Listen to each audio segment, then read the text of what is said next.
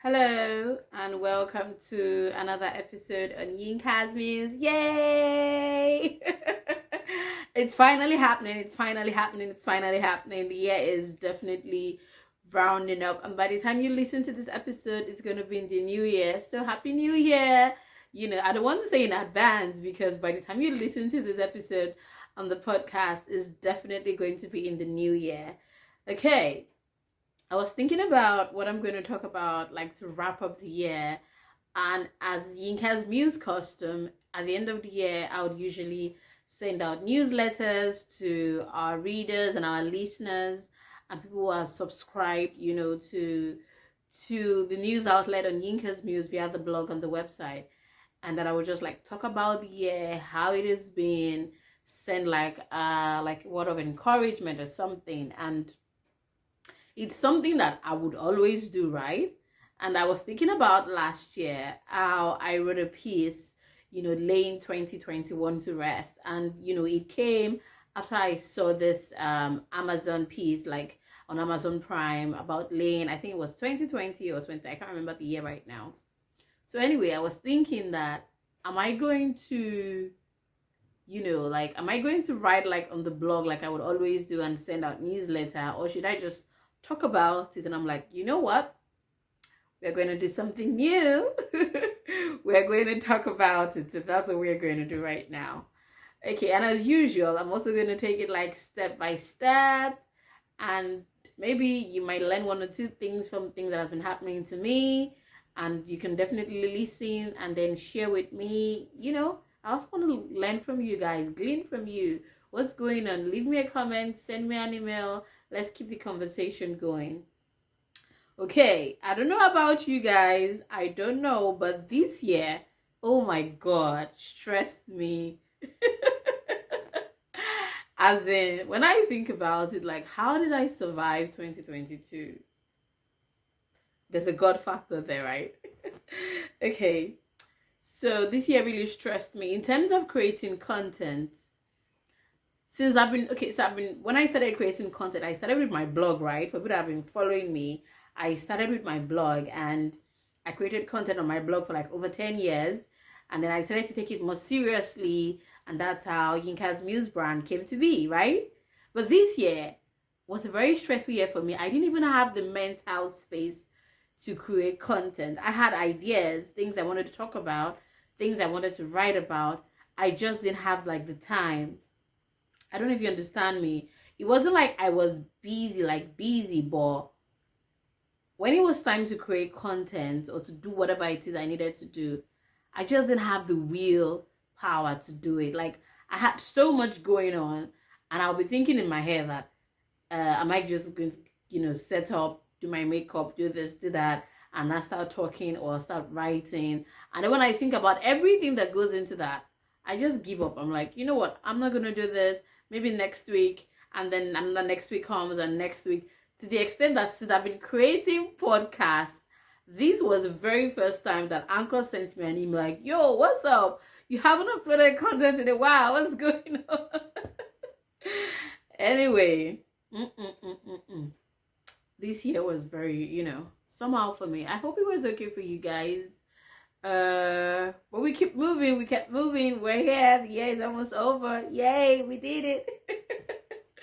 Okay, so as you all know, I'm in school. I'm doing my master's program here in Sweden. And I think that was one of the things that really caused the stress for me. I had so much going on in school in terms of assignment, deadlines, that I couldn't properly create time to create content. And when I had times when I was not like doing school stuff, I just wanted to be, I didn't want to create content, and I feel like that's a lot of pressure for content creators, whatever kind of content you create, because you get to a point like, okay, I have listeners, I have people who follow me, and you feel this need to keep on doing whatever it is that you're doing, because of course you want the people who are following you, who are reading your post, your blog, who are engaging with your content, to keep on engaging with it. And you feel like if you don't do it, or when you stop doing it, the people who are following you, who are listening to you, will no longer be there. And for whatever reason, the pressure just keeps mounting up, and it just gets, to you. So we're laying 2022 down to rest. That's the essence of this talk. Okay, so I'm going to be taking it down one after the other, like I usually do on the blog. Faith. Like I said earlier, I don't know how I would have survived this year without God. Really. I'm so grateful to my pastor, Pastor Balaji Dewu. I go to Avestas International Christian Center. It's so funny because even right here in Sweden, I still go there like online, of course. I'm so grateful for the internet. I don't know about you guys, because I really don't know what I would have done without the internet. I'm so grateful for the internet. And so my faith, like, I feel like my faith keeps me grounded.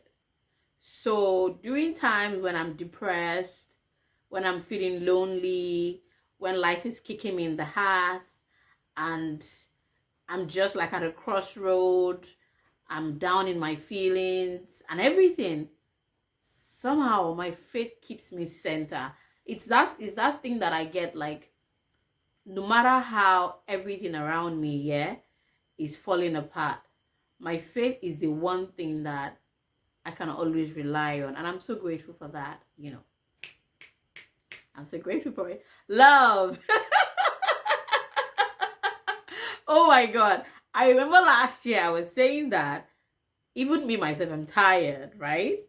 And I know a lot of, friends and stuff. And in fact, before I recorded this podcast, one of my uncles was saying, Yinka's the lover girl. It has now become like a slogan. When you say Yinka, it has to come with love. My roommates would say, oh, Yinka and kind.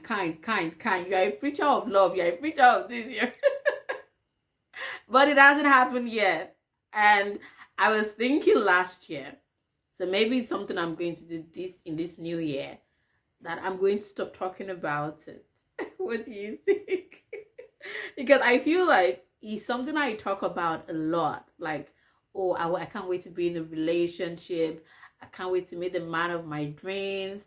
I can't wait to do this with this person. I can't wait to do that. All of these things that I cannot wait to do and experience and enjoy. And it's like, the more I keep talking about it, the more it's not happening, right? Like, I talk about it every year. So it's not like I don't meet anybody. Of course I meet people, but they're not just the person I want. Or let's say I meet somebody that I want, the person does not want me. The person does not want me. How does that work? I actually saw a post like that on Twitter, I think. And somebody was saying, the person you love does not love you back. Or like, I won't say love because love is kind of like a strong word and all of that. But maybe the person you like does not like you back. And then the person you liked does not like you back. So you're like, okay. But either way, it's been kind of a struggle for me. I don't really know about you, but yeah, it's been like that. And we're still at it. But I think I'm going to stop talking about it like in the new year. I don't know what's going to happen in 2023. Fingers crossed. But it's one area of my life where, as much as I want it, I want to, like, because I feel like you guys are like, you talk about love all the time. In fact, there are content that will be coming up on the podcast in the new year that is going to be around relationships and love, and I'm already creating all of those contents. But I feel like, I don't know, it's not happening right now in my life. I don't know when it will happen. Okay. Let's move on. The podcast is becoming sad. Okay, I want to quickly talk about school. I mentioned earlier that school stressed me a lot, like a lot of assignment. So the thing about Sweden is, when you, particularly for my department, I can't speak for all schools and I can't speak for like all programs, but in my program, the kind of exams we have are like take-home exams. So we write like 3,000 words of literature review. We do research. We do interviews. Like, you do a lot of research and you have to analyze all of those research. And most times, when you do this assignment, if it doesn't meet up to the expectations of the lecturer, they will tell you to do it again. And that was what stressed me, because I'll put my time, I would interview people. There was a time that I did an assignment and I interviewed somebody in the US, somebody in Nigeria, and I would be calling people like, oh, I'm doing this research. I need to interview you because what I'm doing research on is something you've experienced, is something that, you witnessed. And I would like to hear your opinion. And I will go through all of these hurdles, right? And I will analyze the answers from these interviewers, right? And I will submit it. And my lecturer will say, I should do it again. Like there was something I did not do. And I should in my friends, in my roommates department, yeah, they would tell them to go and like do the corrections. Like the lecturer would highlight some things and tell them, okay, go and correct this, go and correct this, go and correct this, and resubmit. 99.9% of the time in my department, we are told to do it again. So which means I need to find new people, particularly if it's like a research work. I need to find new people to ask these questions. It's a whole lot of stress, and it's drained me out. It did. And I've been thinking about it, like a lot of international students who go abroad to study, or even in your home country, don't really talk about the stress that comes with, studying, like putting in the work, doing everything you need to do, submitting this work, and then having to do it all over again. Maybe for something we did not properly do, or maybe your lecturer feels like, oh, this person can do it better than this, or, and that alone was just like too much for me. It was too much for me. And I think that was one of the things that really stressed me, because when I'm thinking like, okay, I'm going to be done with this assignment, and then I'm going to submit it, and then I do everything I need to do, and then I submit it, and then I have to wait for like a couple of weeks for the result to be out. And then when the result is out, when I'm thinking, oh, I can move on to other aspects of my life, and then the lecturer says you need to do it again, or you need to do something again. It stressed me out. Something I enjoyed this year that I didn't know I would enjoy was going on rides. Oh my god. Okay, so I met somebody, but it was not like the person that I want. In case he's watching this, sorry. But I usually go on rides. Like, hey, Inka, are you busy? Like, no. Okay, I'm coming to pick you. We're going on a ride. I don't know. I don't know whether it's because Nigeria, there's always traffic. So it wasn't something I really, really enjoyed. But oh my god, the roads in Sweden, they are free, and we just go for night drives. I loved it so much.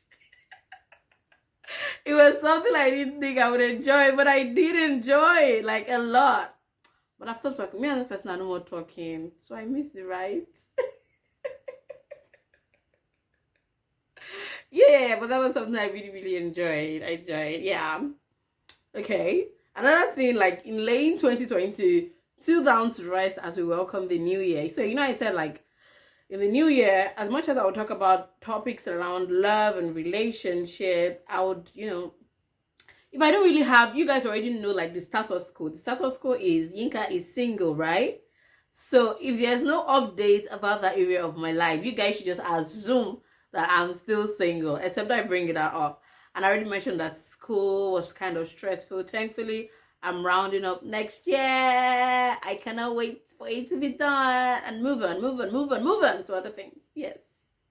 Another thing I'll talk about is work. Oh, guys, coming abroad is not for the faint-hearted.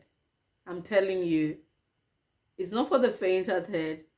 People just think, when they talk about particularly UK, because UK is very like a common thing, like in Nigeria, I'm going to the UK, I'm going to the UK, I'm going to the UK, and we hear stuff like, oh, you do care work, you do care work, you do care work. Nobody tells you how tedious, how hard, that is the word to use, how hard those kind of jobs are. Nobody tells you. When I came to Sweden last year, it was very difficult to get a job, yeah? So the first job I started doing was a cleaning job. And I wasn't cleaning like homes and stuff. I was cleaning a building, the staircase of the building. It's a tall-story building, 13 floors actually. So I would clean the staircase of that building, and I would clean the elevators of the building. And then on the walls of the building, if maybe the kids that stay in the building are probably written on the walls or does something, I would go there and do what? And clean those things they have written. Now, I was cleaning 3 buildings, like they were in the same area. They were built the same way, 33 floors. I almost died. I'm not exaggerating. I almost died. Because every time I go there and I come back home, I would always fall sick. But I needed the money because I needed to pay for my bills, like my rent and all of that. Nobody's going to give you money in this abroad. Even Oyinbo. If you're dating Oyinbo, they're going to split the bill. A lot of people who live together with their partners, you know, they split the bill because they're trying to like cut down on costs. So I almost died. My roommate would say, Yinka, you have to stop going to this work, or you are falling sick all the time. And I would come back, the job stressed the hell out of me. I would come back, I'll be vomiting, I'll be doing all of that. It was very stressful for me. But the job went, and I got another job, and I was working as a salesperson. Don't forget, like with all of these jobs, I was still combining it with school, yeah? So I got another job working in an African store, which wasn't as stressful as working at the cleaning job, you know? Yeah. And it was okay, it was cool. And then I got another job that's very, very steady right now. I get to work as a picker in a retail store. So let me give you the gist of it. So it's an online store, but I'm working like in the warehouse. So when an order comes in, I get to go and pick the orders. Like I pick the orders. And when I'm done picking the orders, I pack it in a bag. And when I pack it in a bag, I give it to somebody who would go and deliver it. A rider. That's what we call them, a rider. So I work as a picker. And so when I pick the goods that the customer has ordered for, I give it to the rider who goes to deliver it. Now you're probably watching this and you're thinking, Yinka, how come you did not go for any of the professional jobs you were doing in Nigeria? Guys, I've applied for over 100 jobs since I got to Sweden. Between last year, October, and at the time of this recording, I've applied for over 100 jobs. Have I gotten some interviews? Yes. But I feel like getting a job in a country that does not speak English, you know, can be quite difficult, because it's not like they're not English-speaking companies in the country, but when you compare them to companies that they speak Swedish in, the comparison, like, you know, it's low, Kojora, Kobaram, if you understand what I mean. So yeah, so the competition for companies that speak only English and like their mode of communication in the company is English, it's quite, you know, low. So guys, I'm still applying for jobs. Yeah, I'm still doing that. It's very difficult because I think it was also one of the things that actually made me feel depressed, you know, during the course of the year. Because I feel like Swedish companies will find 1,000,001 ways to tell you no. Oh, we're sorry, we've given the job to another person. Or sometimes you don't even hear back from them. Oh, we're sorry, you don't speak Swedish. We want somebody that speaks Swedish for this role. Or there was some of them who even started very nicely. We were so delighted that you chose us, that you did this, that you did. But unfortunately, it has gotten to the point now that whenever I get a mail for a job that I apply for, the first thing I do is to skim through the email. I skim. And I find, like, once I see, unfortunately, I know I'm not proceeding to the next stage, or I did not get, you know, the role. There was a job that I did that I almost got to the last stage. Like, I had an interview with the management. And, you know, after that now, it's for them to, like, give you an offer, right? They didn't give me an offer. And I didn't hear from them for over, like, I think a month or two. And when I would hear from them, I got a call. oh, we're so sorry, we went with somebody else. And I'm like, so at some point it was getting to me. I was so depressed, like, I'm good at my job. I know that because I'm good at my job as a digital marketer, as a content marketer, as a copywriter. Like, I've written content for, not to like blow my own and stuff. I've written content for a lot of brands. I've grew a lot of brands from zero, like to the point where we're getting international recognitions, international partnerships with the kind of content I created. So I know what I can do, but I'm not giving up. I'm not giving up. Yeah. Somebody on my YouTube channel said I should talk about work. So it's something I'll also talk about later during the course in the new year, just to talk more about it for people who want to come to Sweden. But if you're looking to come to Sweden, I wouldn't say you shouldn't come, but you should get ready, particularly if you're looking to stay long term. Be ready to learn the language. Very, very important, guys. Seriously. You cannot do without it. I'm trying. Yes, but the language journey has been like this for me. It hasn't been steady, so I'm trying. Okay, what next? We're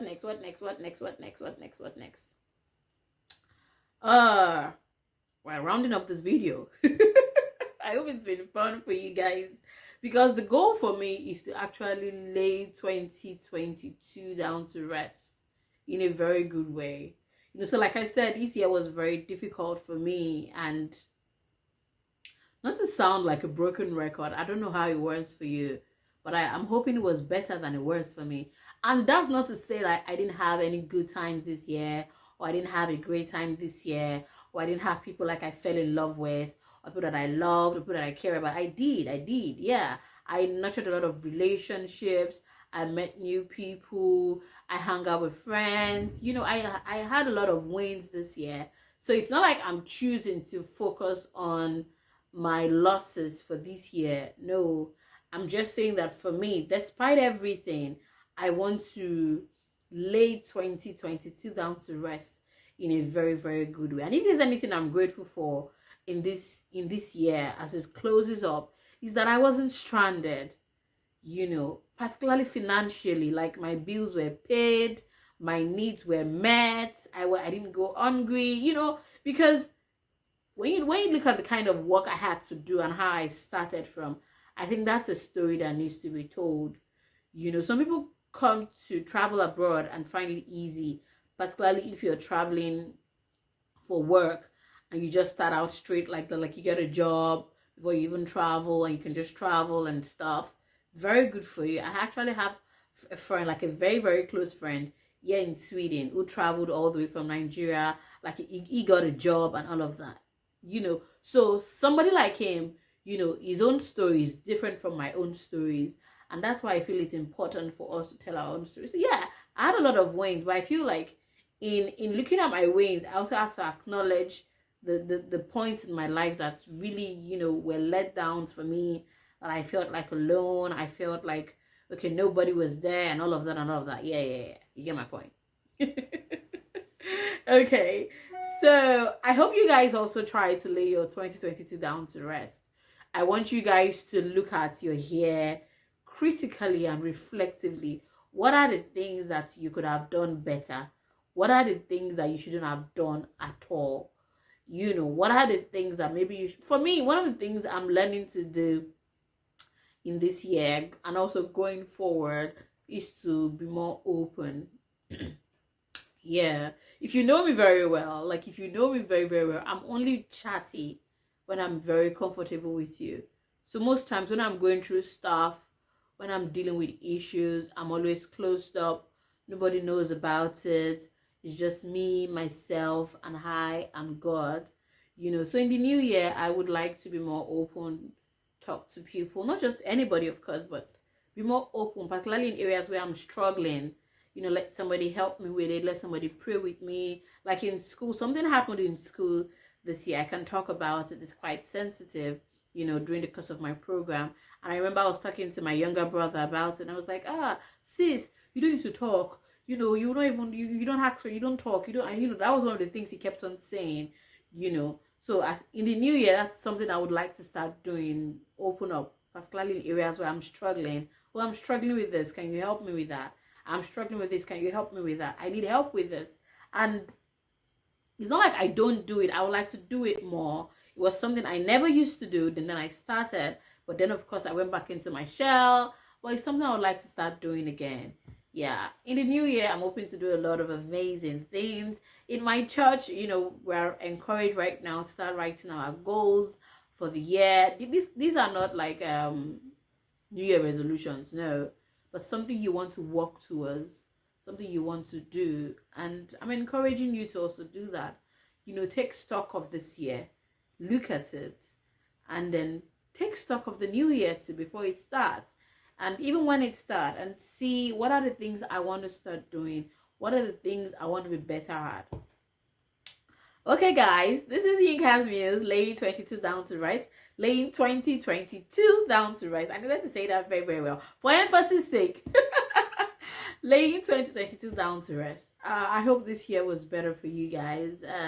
And if it wasn't, I pray that 2023 will be much more better, like beyond your wildest dreams. And if it was great for you, I hope 2023 is greater. Like you look at the year and you're like, oh my God, this is my best year yet. And whatever it is, I really hope that 2023 will be your best year yet. I wish you guys all of the best. I'm rooting for you now and always. I hope to create more content in the new year. I hope that I'm able to deal with my issues more. And I hope to find love as always. Thank you guys for listening to this episode on the podcast. If you're new and you're watching on YouTube, don't forget to subscribe. Don't forget to share. Don't forget to turn your notifications on. And if you're listening on Anchor or Spotify or Apple or any other platform where you listen to podcasts, don't forget to subscribe. If you have something you'd like to share with me or a topic you want me to discuss or talk about, shoot me an email, send me a message. I'll definitely love to talk about it. Thank you. Cheers. Bye. Bye.